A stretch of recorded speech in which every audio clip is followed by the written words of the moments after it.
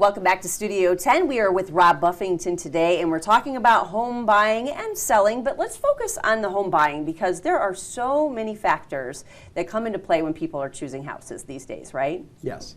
So, post-COVID era, we've seen so many different needs and wants, since the stay home was lifted in Michigan. And a lot of what we've seen is people that need, defined space for home offices or homeschooling, or people that just want a lot of outdoor space for entertaining because, we have to still social distance to some extent. Yep. So those are big needs and wants. I actually sold a house during the stay home that I never saw in person because we couldn't go out. Right.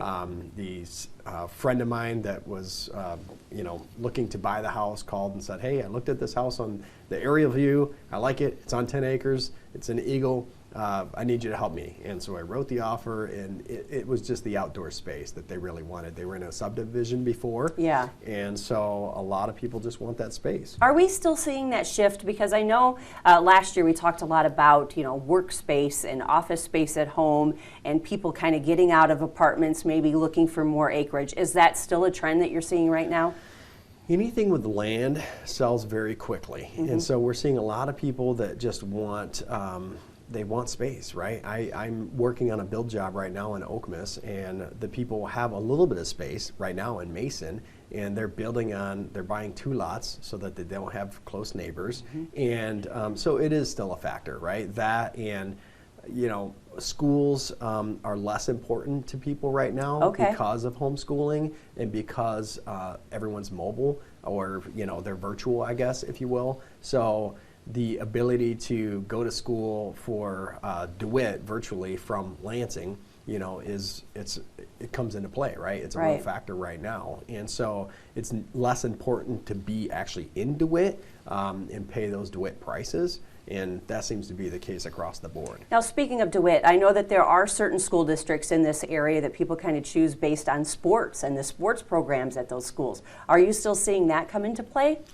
Yeah, so people still want to have their children engaged in sports and extracurricular activities, but it's you really have to do your research on the school because a lot of them have lotteries, and so you don't want to get your hopes up. And even if you buy a house that's close, but you're actually not in the school district, I know several families that have dealt with that, and their children, for some reason, 2 of the 3 children got in.